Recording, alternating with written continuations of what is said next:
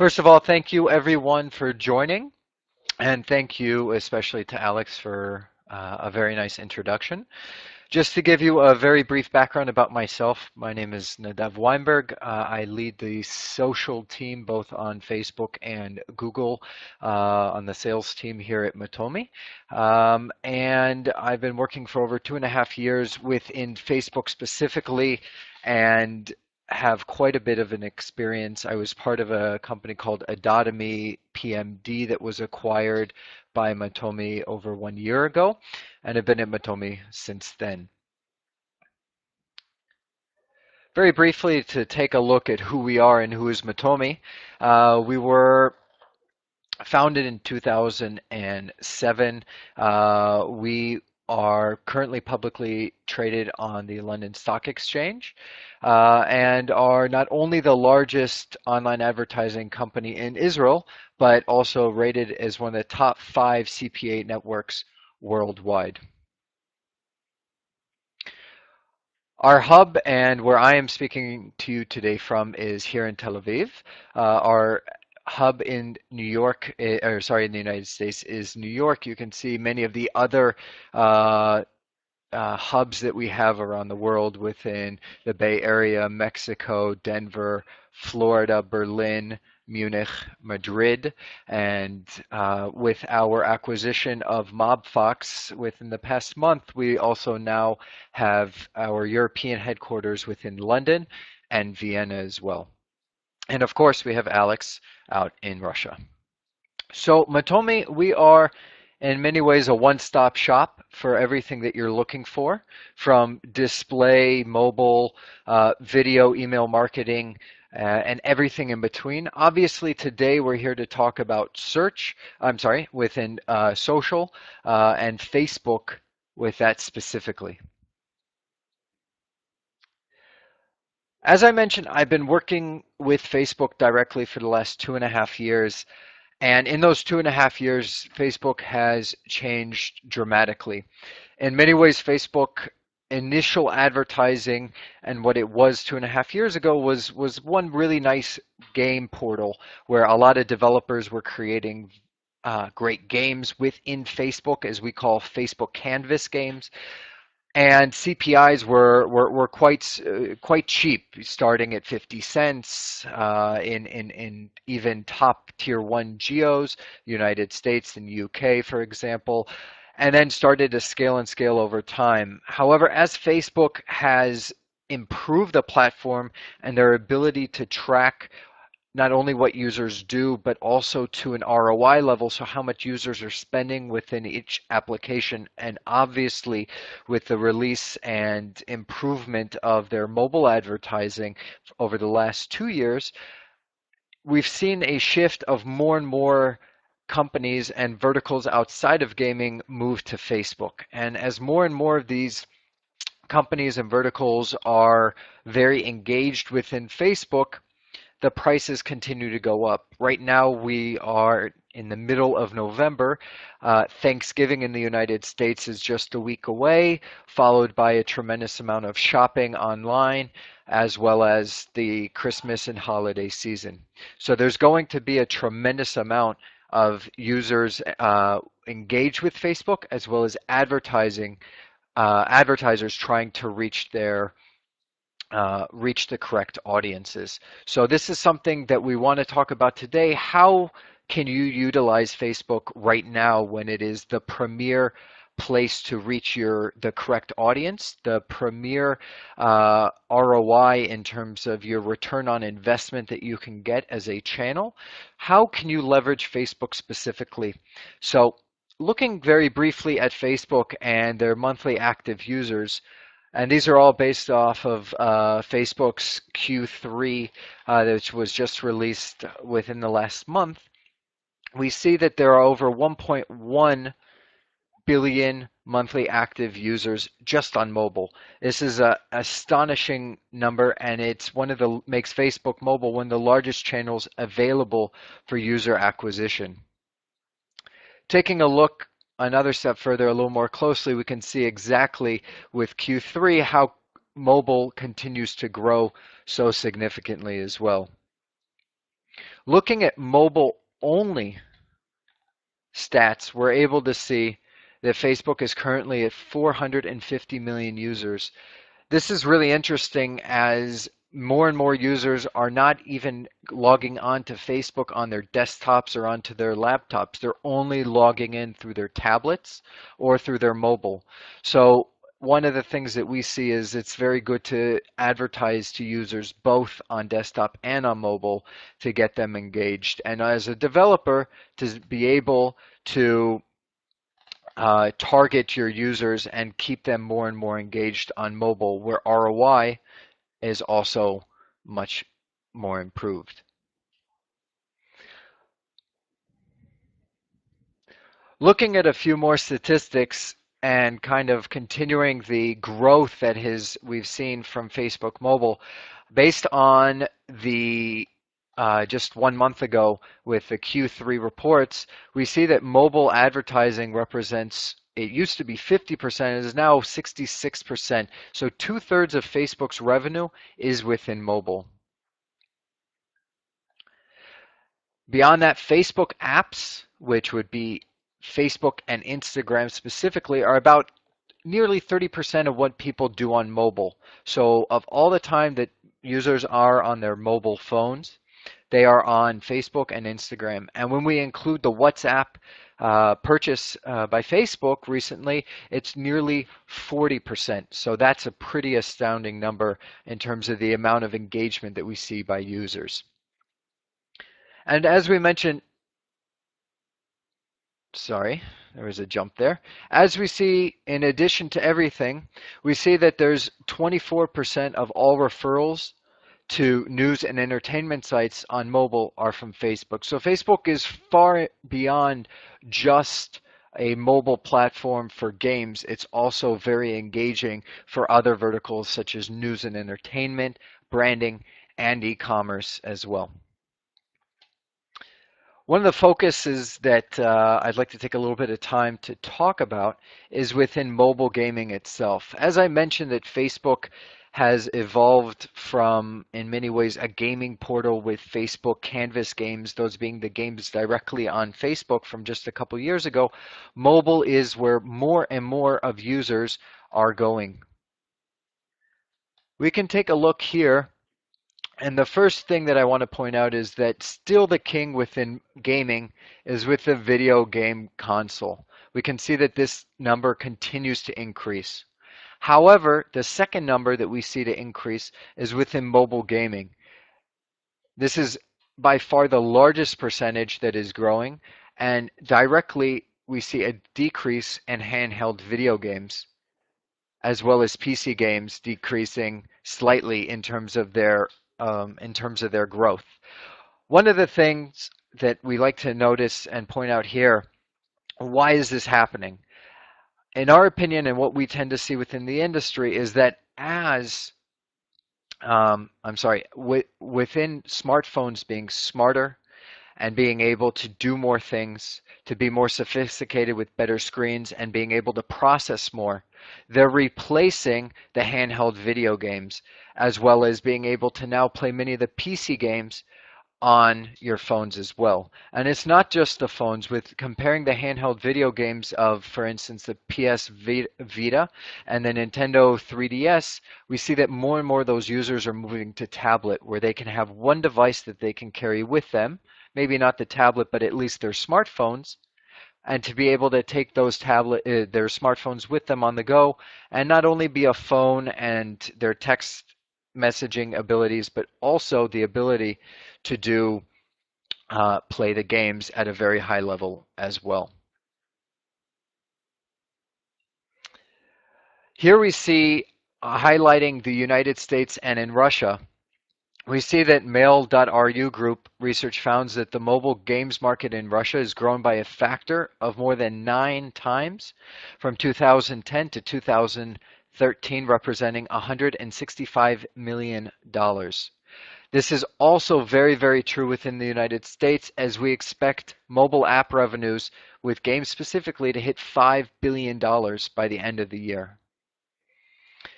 And this isn't just a statistic that we have observed in the past, it's also something that we expect moving forward.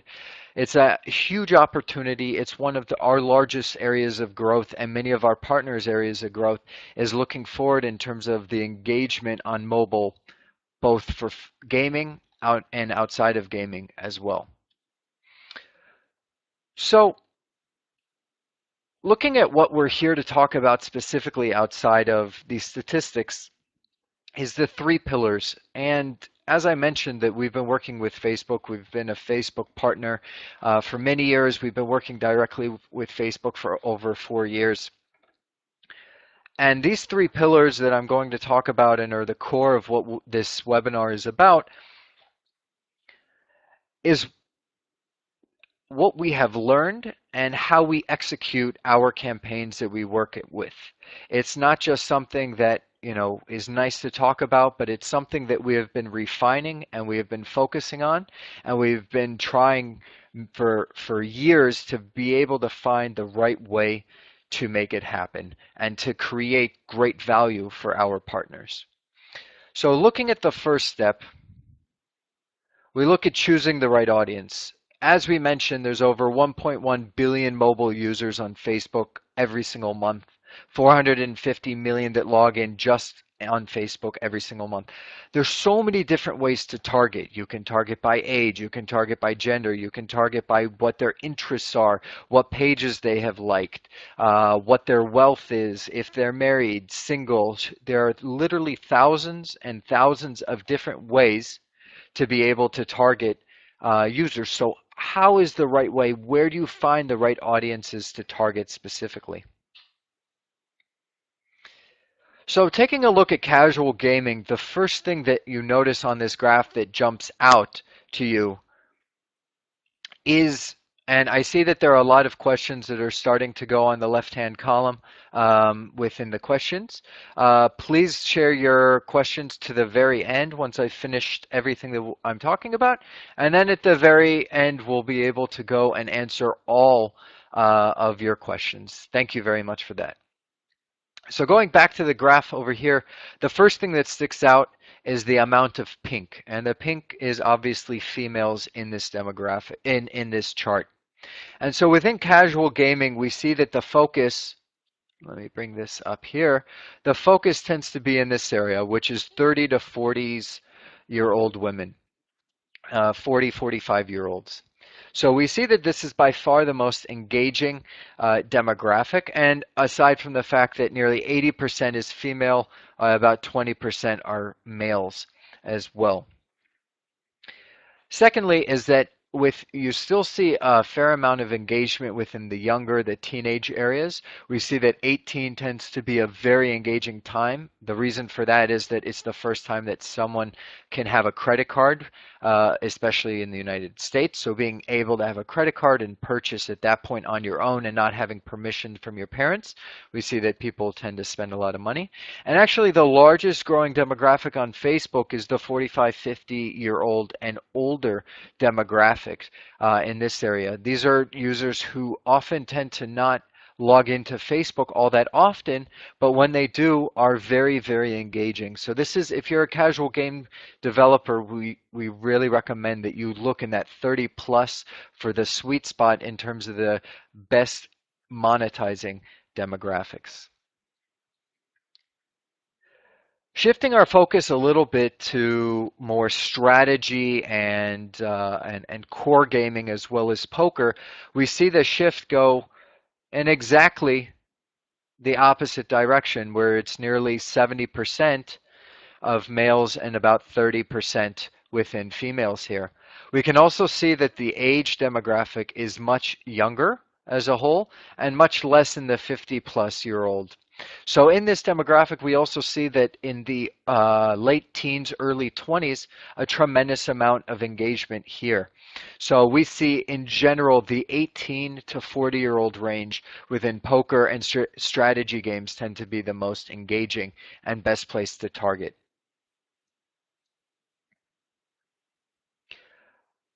Taking a look specifically within Android versus iOS, we see that the cluster is very heavy within here. Android as a whole tends to be much more male heavy, while iOS, as we'll see in a minute, tends to be more female heavy. So in this, we can see in the 20 to 35-year-old range, the more core demographics of card, battle, RPG, strategy, arcade type of games are here. And even slots machines, which tend to be very engaging and much more female oriented on iOS, are right here in the neutral column, even shifting a little bit to male. As you can see, I want to focus again on the 20 to 35-year-old range. So Android users tend to be a little bit younger to be able to see there as well. Comparing this, as I mentioned, with iOS, here we see still a focus within that core engagement within the 20 to 30-year-old range on iOS, and more male focused. But when we take a look at, let's say, either casino or poker or slots, which, if you remember, slots was pretty much where the casino or poker was on Android, here it's a much older demographic, over 45 years old, and much more female. We can also see social turn-based such as Match 3, which is right here as well. And these type of games tend to be more female focused within iOS. So if you're an iOS developer, taking a look at the layer of your game or the skin of your game, making sure that it's maybe geared a little bit more towards the female demographic.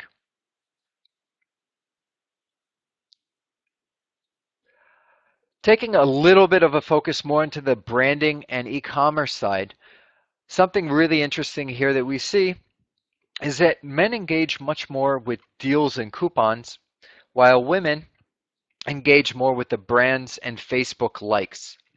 So while men are more likely to take an action with an ad, to download an app, or to be able to engage with that somehow, the women in general that we tend to see are more focused on liking or sharing a brand's images and different things, specifically within fashion or news as well. One of the really amazing things that we look in Facebook, and we'll talk about this in a minute as well, is within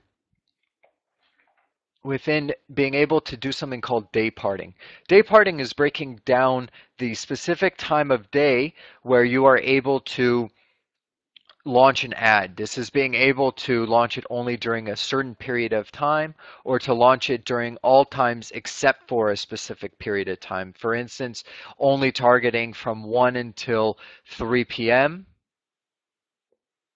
So during, let's say, 12 until 3 for lunch hours, or being able to target everything. So let's say 5 a.m. until 12, and then 3 until 4, and being able to target around those hours. So having that ability is very powerful on Facebook. Here we're looking at gaming, media, and entertainment specifically.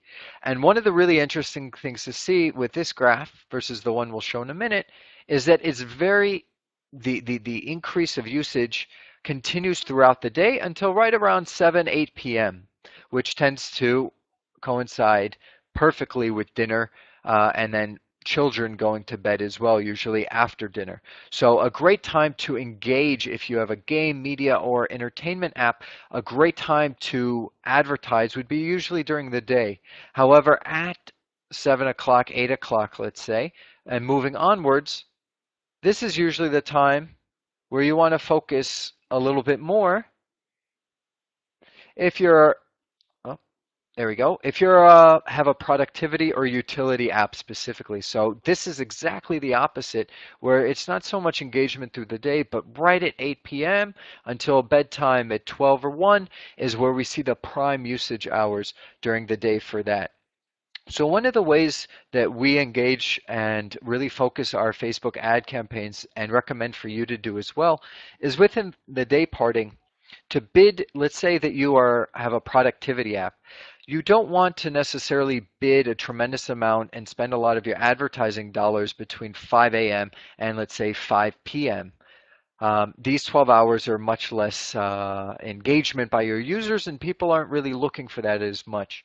But once people get off work at, let's say, 5 p.m. and onwards, the increase of their usage is quite significant. So we don't recommend pausing campaigns, but rather decreasing the spend specifically during those times and then increasing the spend during the hours. So Facebook has really improved their day parting ability, and we really recommend for you to take a look at that.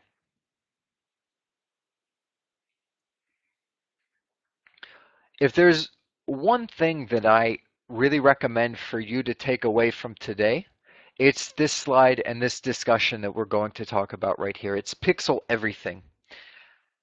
It's incredible to me that there are still so many advertisers out there that are not focused on exactly everything that happens down the line of their application.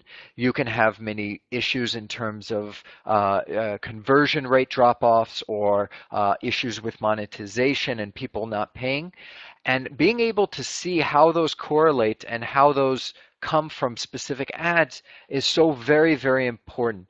And this allows you not only to benchmark your KPIs, your key performance indicators. So let's say your second day retention of wanting it to be over 45%, or your ROI goals, your return on investment of over 20% after the first month. Having these benchmarks and these KPIs is very, very important. And the only way to be able to hold a partner of yours accountable, or even to be able to see how well and successful you have been, requires pixeling everything that you're doing.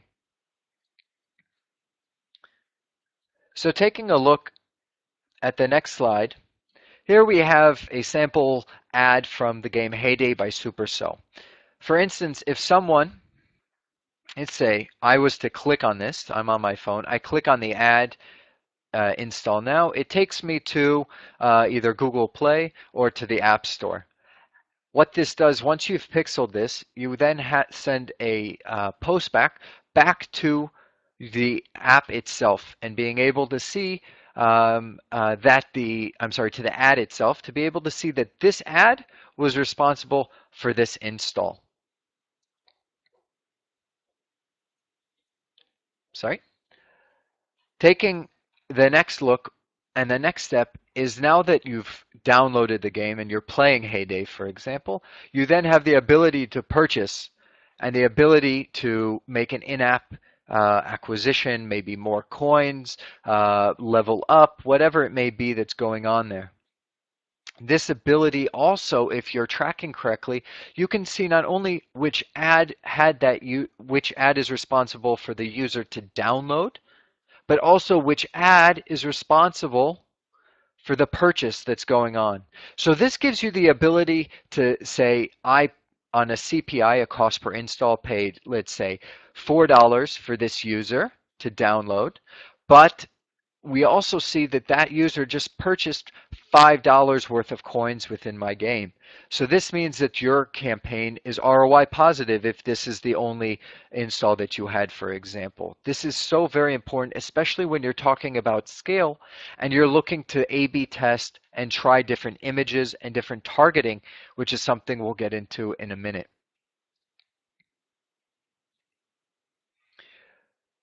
The next step, once you have someone who purchases, they become part of your CRM, they become part of your database specifically. And here are 3 different things that we really recommend that you focus on specifically. Oh, sorry. That's the next slide that we're looking at. So looking at lookalike audiences, when on Facebook, there's something called custom audiences. Custom audiences are in many ways replacing Facebook Exchange or Facebook's ability to retarget users. Custom audiences are your ability to take all of your users that you have and all the different people who've installed your game, and to be able to retarget them in different ways, or to find similar types of users to those people.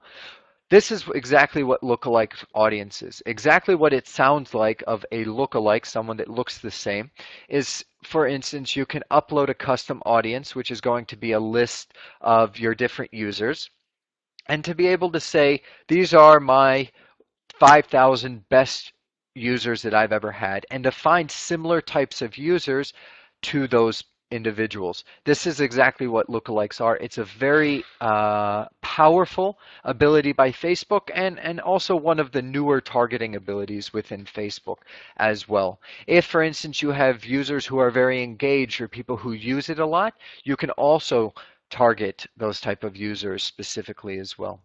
Day parting we mentioned previously in terms of targeting users during specific times of the day. And partner categories is been a game changer in many ways for Facebook in terms of being really the first online advertising platform to use third-party offline data.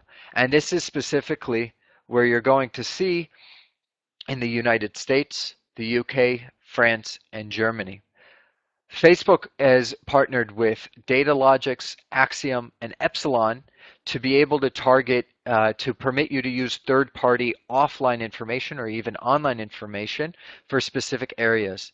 So while, let's say, gaming tends to be a little less strong in this area, if you're looking for, let's say you are an e-commerce brand selling new iPhones or different types of laptops, or even a rental car, or I'm sorry, a BMW or Mercedes-Benz, and you're looking for people who leased your cars within the last 3 years and haven't taken a new lease since then, you have the ability to find these people within your partner categories. You also have the ability, for instance, to target first adopters or people who purchased online.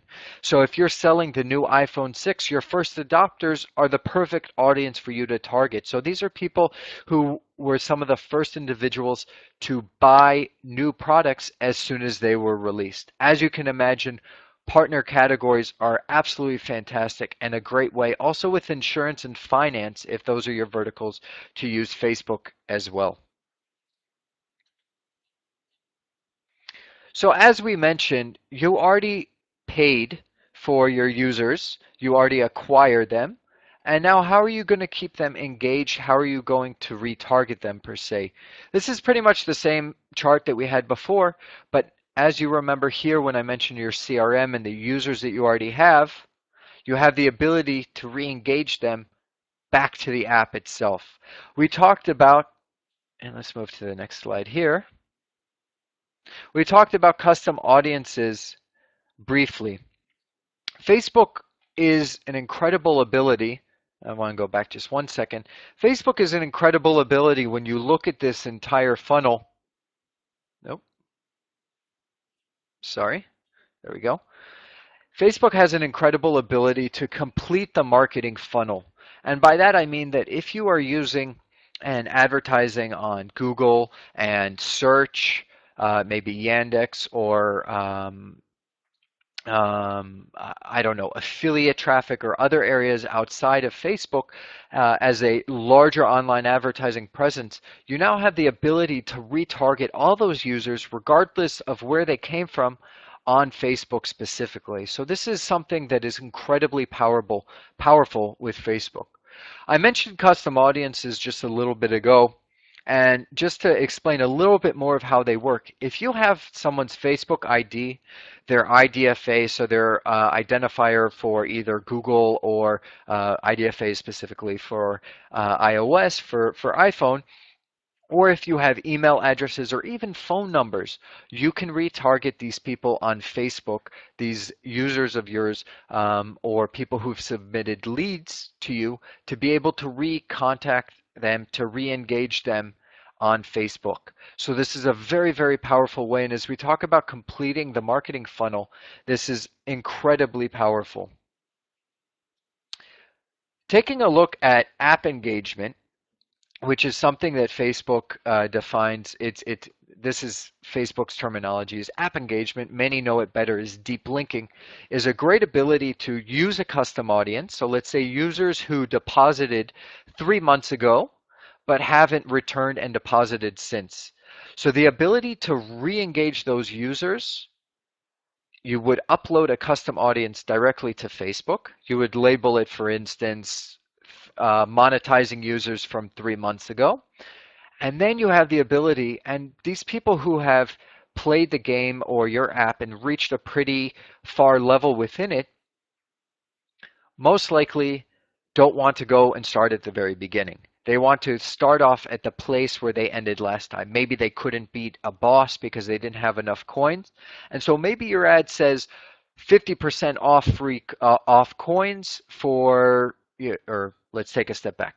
We miss you, 50% off free coins, come back and play again. Something along that line with an ad that user has maybe even played the last level that they had played or the boss they couldn't beat, and giving them the ability to come back to that ad, come back to your app and be able to play. So this is incredibly powerful of re-engaging users who you knew were very good and very engaged but haven't engaged with it since. One of Facebook's most recent abilities and targeting abilities, specifically within retargeting, is something called website custom audiences. And this is something that's incredibly powerful and something that we use tremendously. It's something that when we talk about completing the marketing funnel, I like to kind of go back to this and talk a lot of how the Facebook really completes the marketing funnel, but it's very, very powerful. If you are using search and affiliate traffic and you have many people who are coming to your website, you now have an ability to retarget the people, even if they didn't submit a registration or purchase or anything like that. You now have the ability with the website custom audience to retarget those people on Facebook.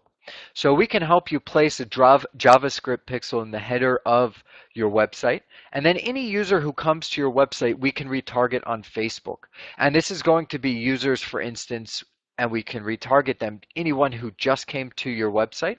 Or this can also be someone who, let's say, added, if you're an e-commerce brand and they added 5 different things to the cart, but they didn't check out, you can then retarget them specifically on Facebook.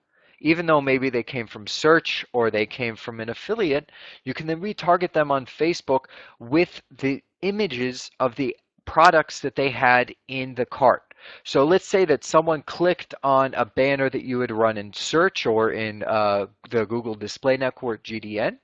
That person clicks on that ad. It takes them to your website. They say, oh, these high heels are great. They add them to the cart, but for whatever reason, they don't purchase them.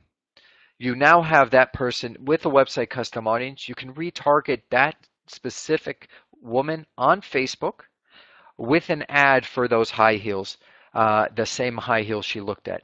As you can imagine, especially for e-commerce and for branding, this is something that is very, very, very powerful. So previously, and one of the things that I mentioned that is very powerful, and that if there's one thing that you take away today, it's about pixeling everything. When it's something that occurs on Facebook, we have the ability, when it's something that occurs on desktop, so let's say a Facebook Canvas app or even to your website, we have the ability to send you a pixel, a JavaScript pixel, or to integrate server to server that allows you to see what users are doing down the funnel as well as following installs of what's occurring. This gets a little more tricky once you get to the mobile side of everything.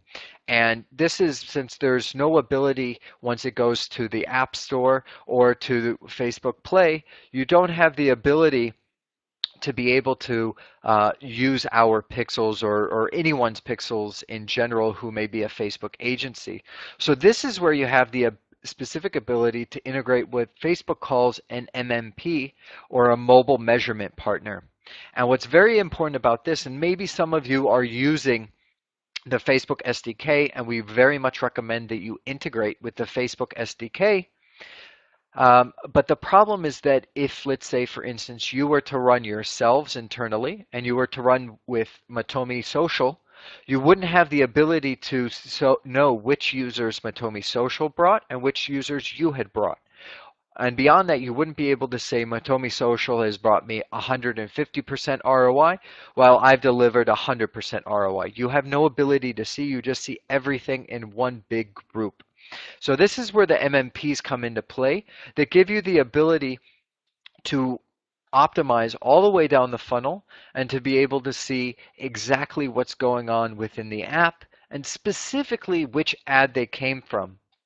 So as as a Facebook partner and working very closely with Facebook, we have the ability to integrate with several different partners, and these are the four that Facebook has identified as not only mobile measurement partners, but in general tends to be the most accurate. AppsFlyer is most likely our preferred partner because they tend to be the most accurate. Kochava and AdX are also very, very good. Adjust is many of our partners are using Adjust, but we would recommend one of the other three before Adjust in an ability to relate in-app actions that are occurring specifically within monetization to pass them back to an ad level.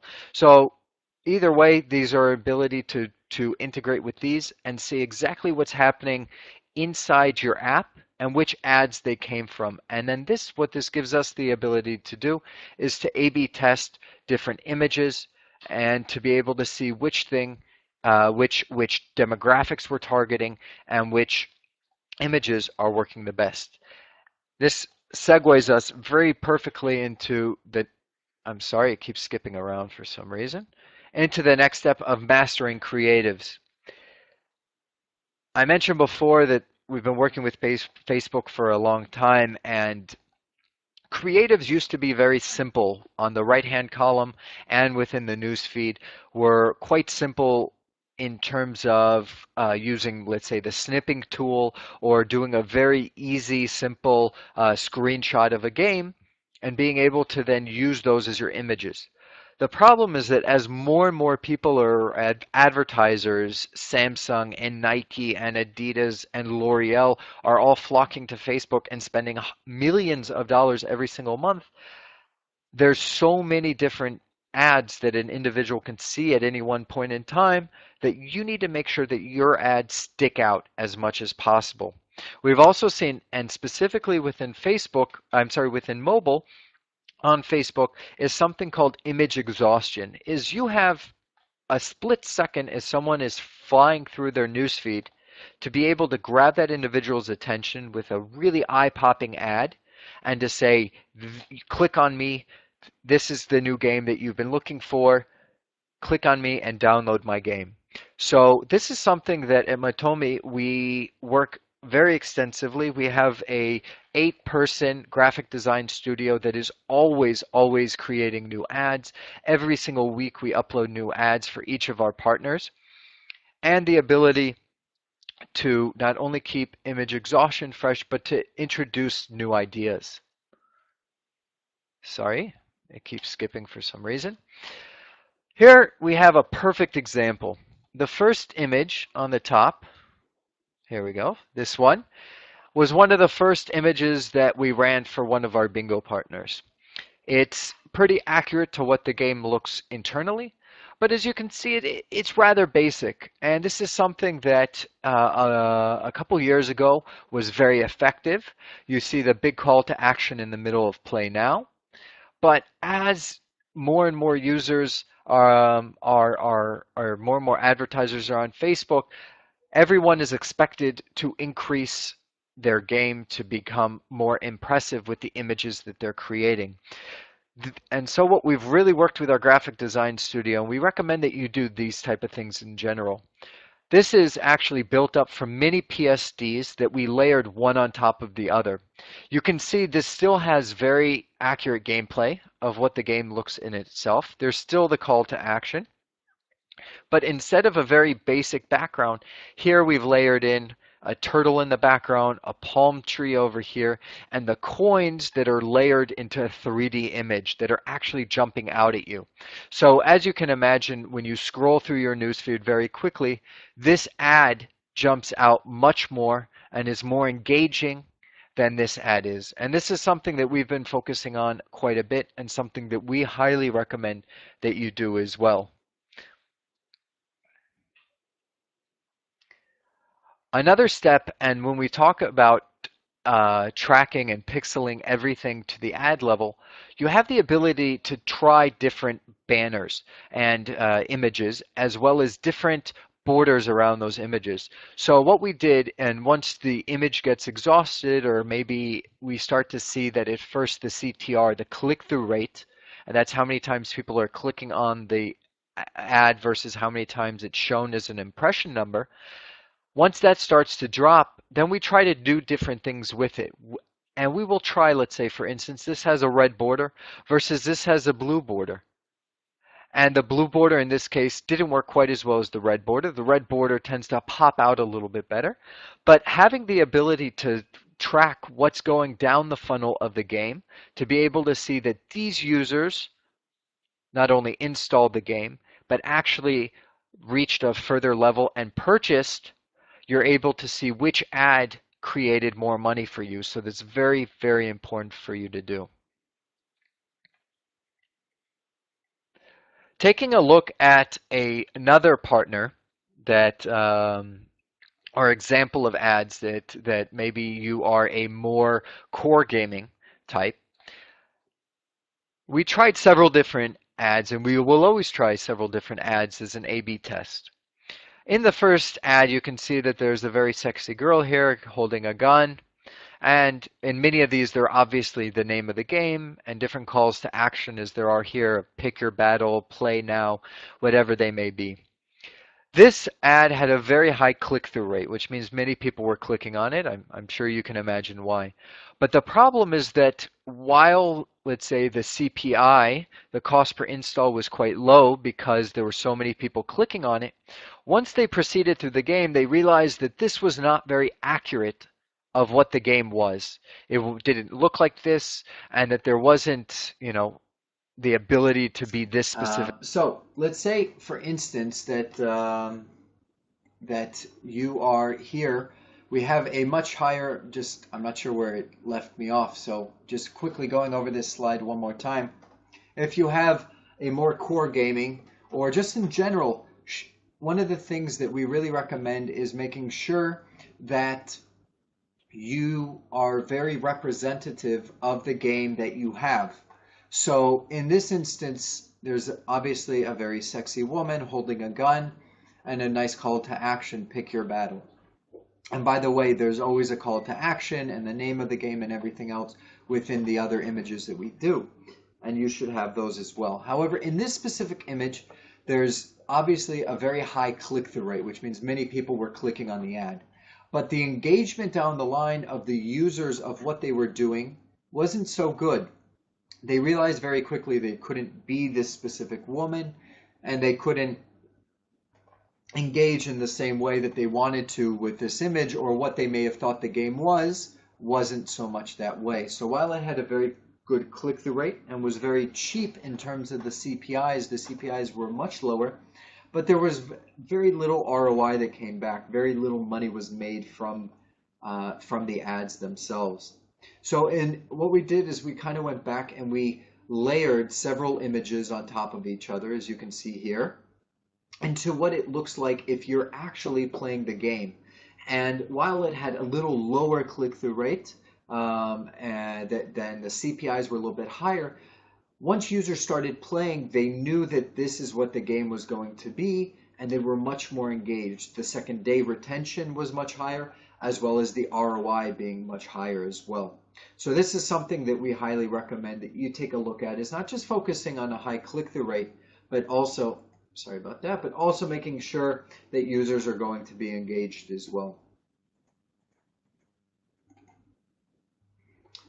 As I mentioned before, you have the ability to place different borders around your images. This is a perfect example of different images that we used here, different borders that we have.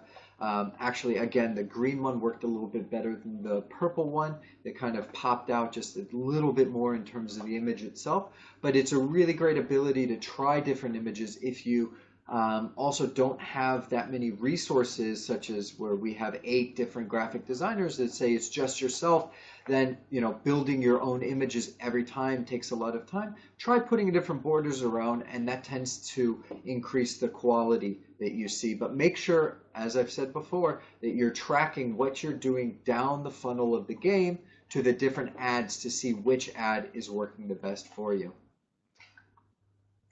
Very briefly, this is not only one of my favorite ads that shows many of the different characters layered on top of each other in PSD that looks really nice, but it also shows what the in-app game looks like. So this is the in-app engagement. And so when a user clicks on this, they don't expect this to be the game exactly. They know that it's going to be this.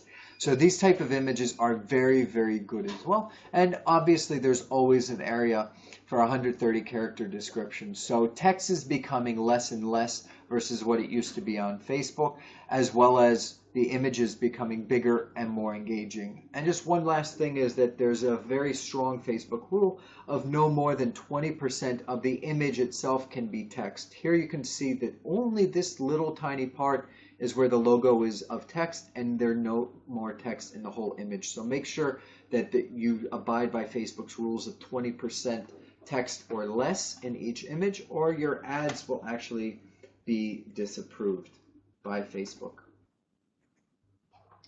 Circling back to the choosing the right audience, the first pillar that we discussed specifically, there's so many different ways to target on Facebook. There's so many different options. How do you choose the right one? And specifically, what if you have several different audiences that you're looking to target? How do you know which is the right one to target? And how, beyond that, how do you know how to target different to each specific audience? For example, let's say you are selling the new iPhone 6. We mentioned how important it is to pixel back to the ad, so I obviously hope that that's something that you will be doing. So let's say you have 3 different users that you know, or types of demographics that you know are going to be your ideal engaged type of demographic. The first, for instance, is, let's say, techies who are in the 18 to 35-year-old male range, age range, and most of them tend to be males. So the way that you would advertise to these type of users obviously is going to be quite different than the way that you would advertise to parents who, let's say, are 35 to 45-year-olds, and many stay-at-home mothers who are constantly looking through their Facebook newsfeed. Maybe they're looking for a new iPhone for themselves, or that their child really wants a new iPhone as well. And the last, for instance, would be business people, let's say 30 to 60-year-olds, both males and females, who are looking for a new type of phone, the new phone that's out, and maybe they care more about emails, more about multitasking, while parents care more about different utility apps or games. And techies are very much focused in terms of like business people multitasking and those abilities. Well, once you have the ability to link everything you're doing back to the ad level, you can try different images for techies versus different images for parents, let's say. So an image you may want to use for a mother may show more about gaming, or have different images within the iPhone 6 or the calls to action that you use, or the text that you write about are things that are going to drive more specifically something about how it keeps their children protected, that it's a GPS everywhere they go, or the functionality of being able to FaceTime if it's an iPhone 6, and how fast FaceTime is for different people to use. Business people, obviously you have an ability to try different ads to reach the business people and to optimize which ads are working the best that may focus more on productivity, on email, how quick it is to be able to also maybe FaceTime your partners in Russia while you're in Tel Aviv. So these are all the great abilities that while you have one product, there's so many different demographics to reach, that you have the ability, let's say you are targeting the US, you have the ability in this instance, and with an iPhone 6, you have techies to target, as we mentioned before, as partner categories. Let's say you wanted to target first adopters. These would be the techies. You can also overlay on top of that just 18 to 30. Anyway, let's wrap this up for the last little bit. And maybe this is a little something very specific for each of you. So you have, maybe I've won you over today with seeing Facebook is a wonderful platform to advertise. Maybe you're already doing it. And maybe some of you are much smaller developers and some of you are much bigger. So there's a lot of great things I've said today that we've talked about, different ways to target, different demographics to target specifically. But what should you do specifically, depending on each of you?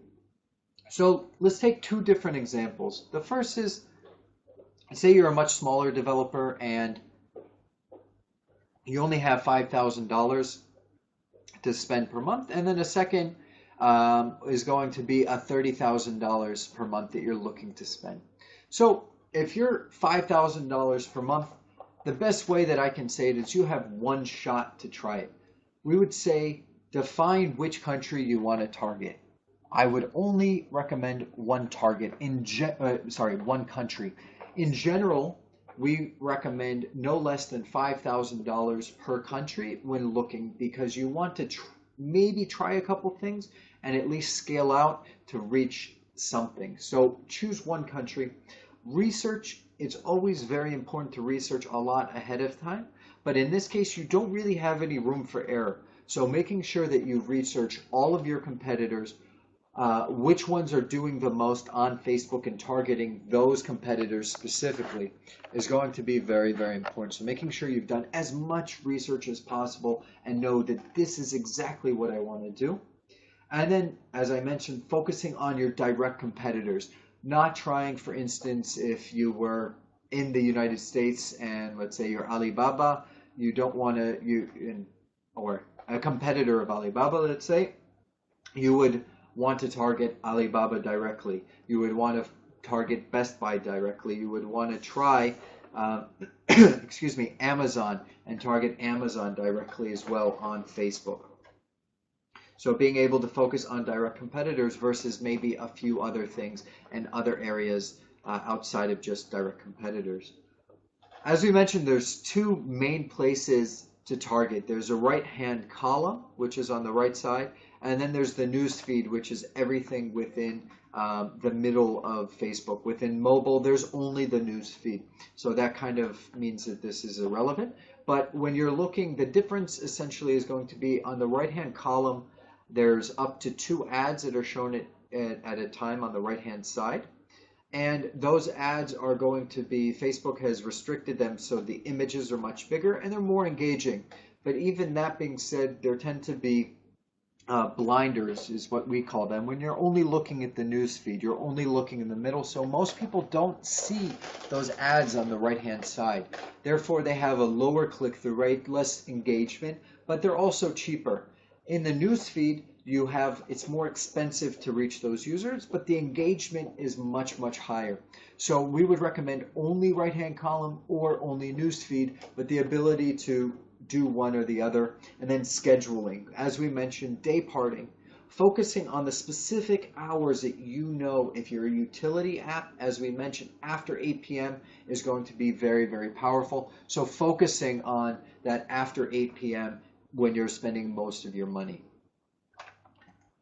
On the other side, looking at a 30K test, we would recommend up to 4 countries usually to target and to be able to test. Here you have a little bit more flexibility in terms of launching, testing, and scaling exactly what you're doing. It's not just a one shot to make sure that it's right immediately.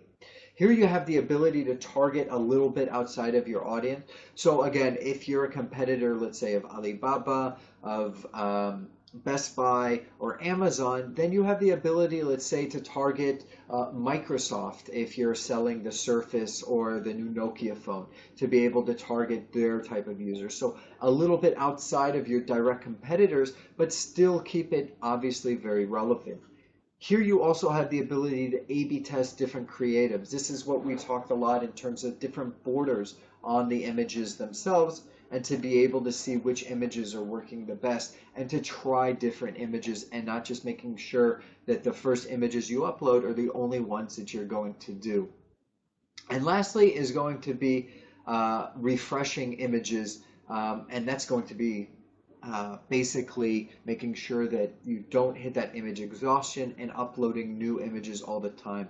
A 5K budget will go very, very quickly, and here you want to, with a 30K test, you have the ability to actually try new images and upload new ones as well. And then finally, the newsfeed is where we would definitely recommend to only focus on. As we mentioned, it's more expensive, but the engagement is much higher. So that is what we focus on there specifically.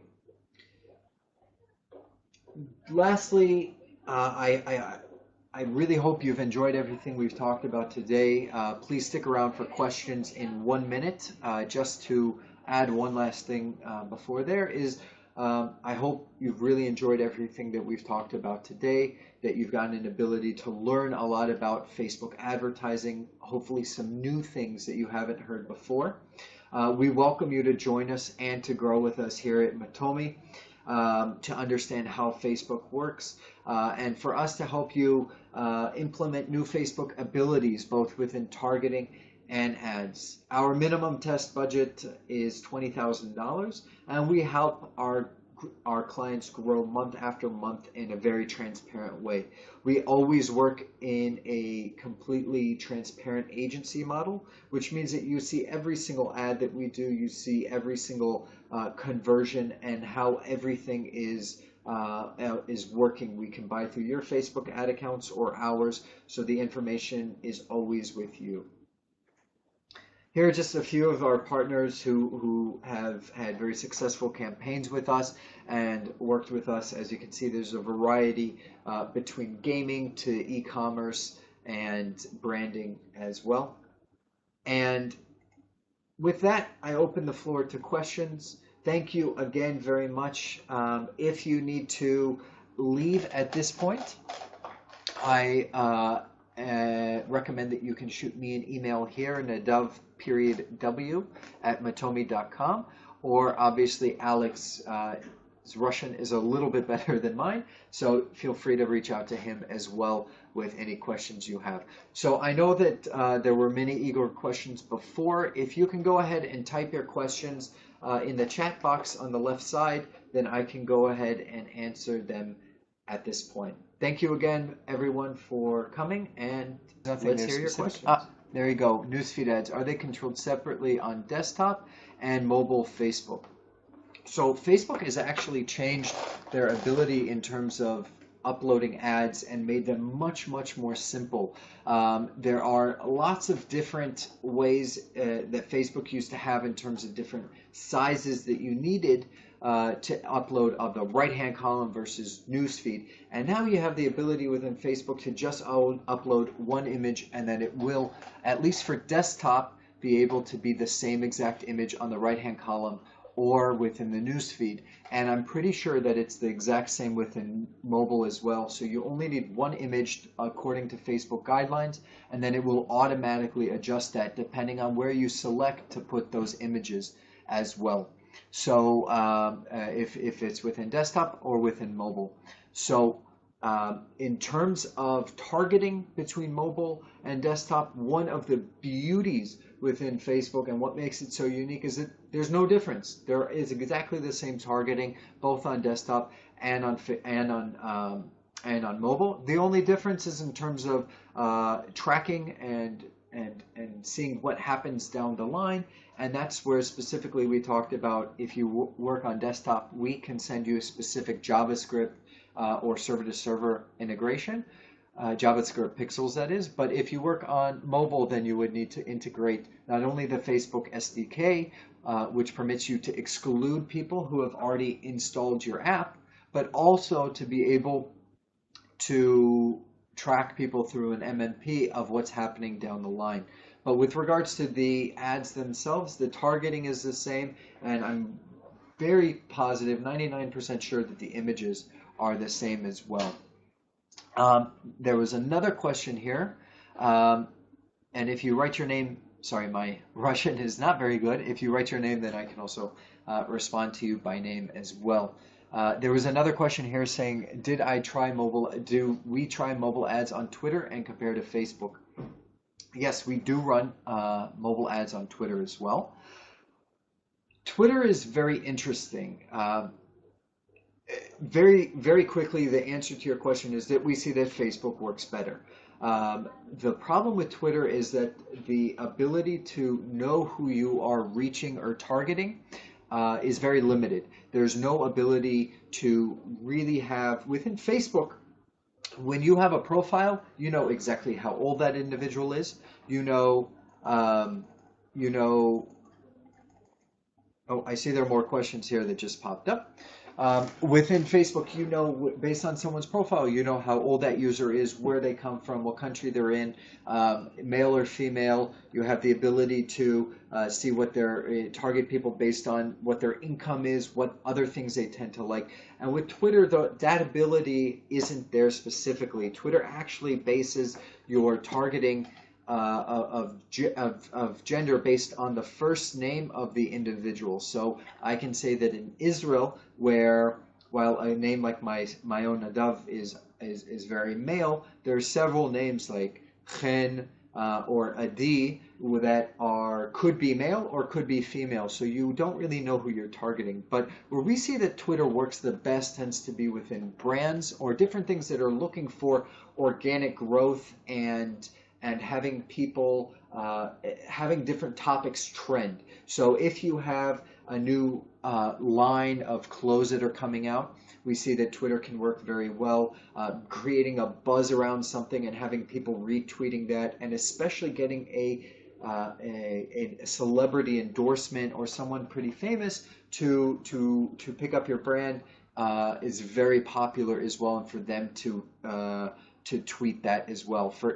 Without a doubt, the best example of that would be Ellen DeGeneres with the Samsung tweet with a Galaxy S5 and how that became very viral of her selfie, and then all the other selfies that emerged from that and people retweeting.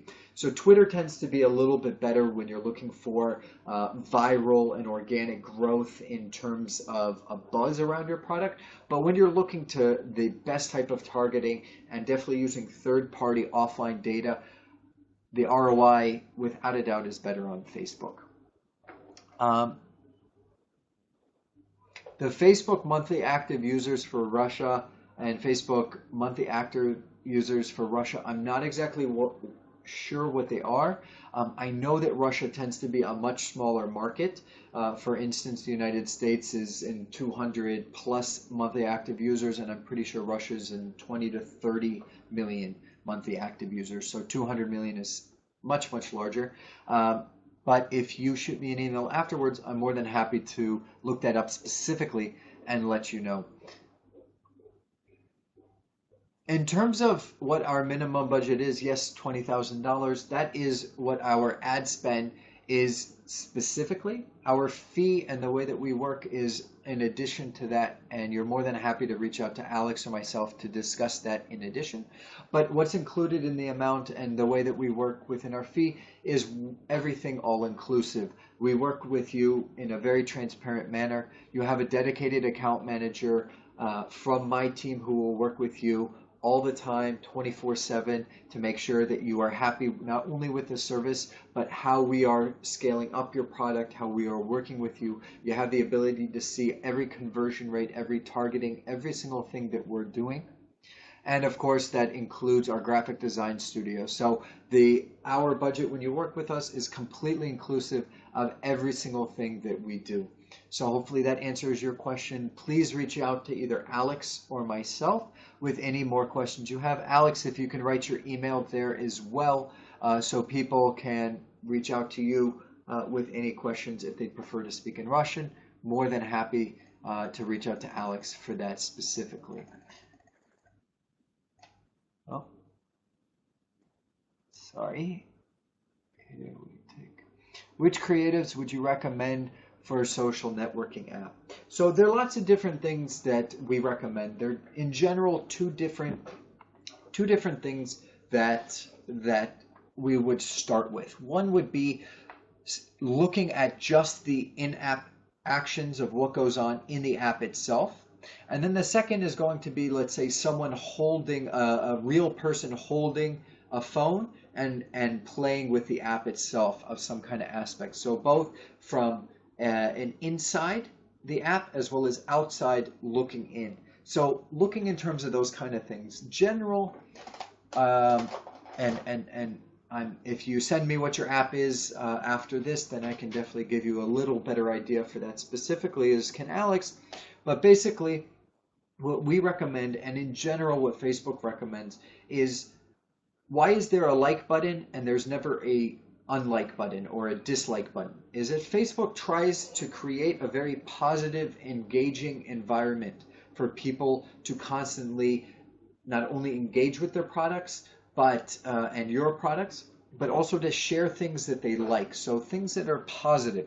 So keeping the mood upbeat, keeping happy people, images of good things that are going on within the app or different ways that may be very unique about the app. We would definitely recommend to build those as well. And then obviously, as we mentioned before, try different borders to A/B test the different borders and see where that is. So please feel free to reach out either to myself or Alex, and we can definitely recommend some more answers for you and specifics about that.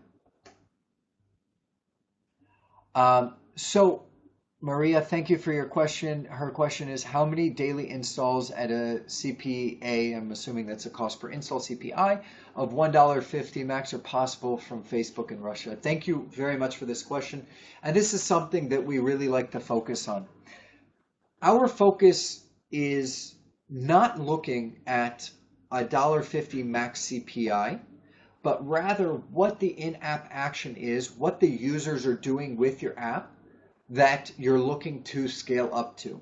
So Maria, if users, and I know that there were some questions, sorry. Here's my email. You're more than welcome to send me an email for anyone who has. But Maria, this is a great question, and in general, it's difficult for me to see what your app is, since I don't know. But what we focus on is less of the engagement that happens on the install. Obviously, a CPI is important. But if your users are paying, if the correct user who will spend $3 or $5 within your game will obviously cost more than a user who at $1.50 doesn't maybe monetize or only monetizes for $1. So to reach that $3 or that $5 user, you may have to spend more. And so if you're willing to spend $2, but those users are going to return on average $3, you're looking at 150% ROI. That's going to be something that's very powerful. Or if that users are spending $5, to then focusing on being willing to spend up to $4 to reach those type of users. The best users, and our focus again is much less off the install and what happens, how much it costs for an install, although obviously minimizing that is very important, but making sure that the ROI, the long-term goal, is going to be there. So when you're really saying to yourself a max CPI of $1.50, you're willing to say that I'm not willing to pay anything above that, correct? And therefore it's very difficult. At first, maybe you can get an install for $1 or even $1.50 within Facebook on mobile. But the problem is that once you start to get the low-hanging fruit and you've acquired 50,000 users of the obvious type of users, to scale this more and more is going to be more expensive. Facebook is the premier channel for advertising. And I can tell you that in general, Facebook in Russia is more expensive than that CPI, especially looking long-term and spending $20,000, $50,000 a month, is that looking at what the actions are happening down the funnel and making sure that you are ROI positive to reach those really good users and focusing and scaling those back to an ad level. So this is really what we focus in terms of targeting, and in terms of pixeling everything back to the specific ad. So Maria, if you send me an email with your app, what I can do is I can have my team take a look at it specifically and tell you what we think the ROI, the CPI will be moving forward, and and in terms of how to scale it properly and how to bring and build a campaign that is going to bring the best users and the correct users to your app specifically or your game. So Maria, please send me an email about that specifically, and we're more than happy to continue talking. Elena asks, what is the average CPI that we see for casino games in the US Android? This is a very difficult question to answer. Assuming, well, this is mobile, obviously, is it's Android. Android in general, and it's not always true, but in general tends to be a little bit cheaper than iOS. But it depends on the game. It depends how new is the game, what kind of intellectual property do you have, and that specifically is, do you have the rights, are you Caesar's Casino with their famous slots that they have and casino games that they have, or do you just have ones that you've made yourself? Do you have, how many users do you already have? So these are a lot of things that play into it. I can tell you that we work with almost all of the major casino games on Facebook, and installs may start as low for a brand new game that they launch, may start as low as on Android, usually around $1.50 to the $2 mark within the US, and then are going to scale to usually $5, $6, $7 even after several months of spending significant amounts of money. It also depends a lot. If you're spending $5,000 a month, then it will be much cheaper. But if you're going to spend $50,000 or several $100,000 a month, as many of our bigger partners do, then the CPI is going to increase significantly. But within the first month, as long as your CPI is in the $1.50 to $2 range for a new casino game in the US on Android, you're probably doing something pretty well.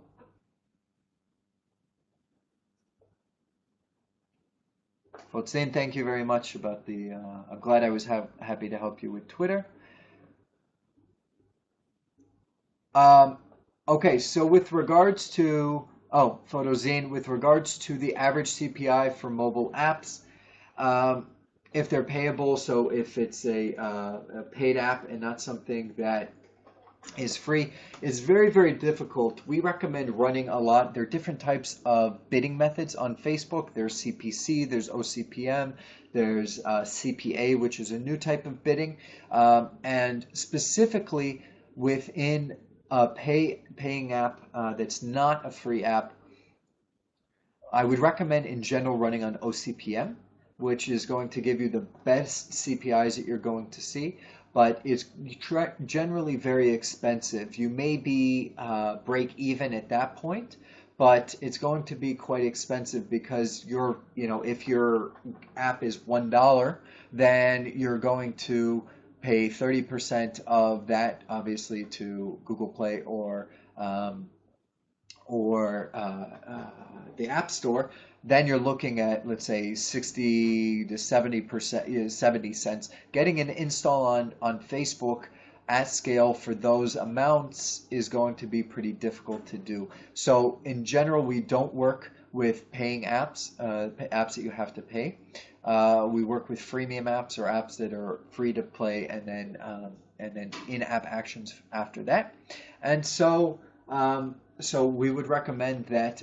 I would recommend to work on OCPM to try to scale as much as possible, but there will be a point at which you won't be able to get the CPI lower than what you are taking home for each of that. And that's why, in general, most apps are going to moving to the free apps. And one of the main reasons for that is that the conversion rate of someone clicking an ad and then having to pay right away, having never used the app, is very, very low. But someone clicking on the ad and going to the App Store, seeing a free app, well, I can download it for free and then I can see what it is as well. So With that, unfortunately, our time is up. I wanted to thank you very much for your attention, for listening all the way through, for a couple of the technical problems that we had. You've been very patient. Please email either myself, Nadav, period, w@matomy.com. I'll write it one more time. And Alex, if you can write yours as well. Feel free to reach out to either of us with specific questions and additional questions that you have. And feel free to reach out to me on LinkedIn to connect and continue the conversation, whatever is easiest for you. Once again, thank you very much for everyone joining us here on the call today. I hope you learned a lot, and best of luck with all of your Facebook campaigns. Take care.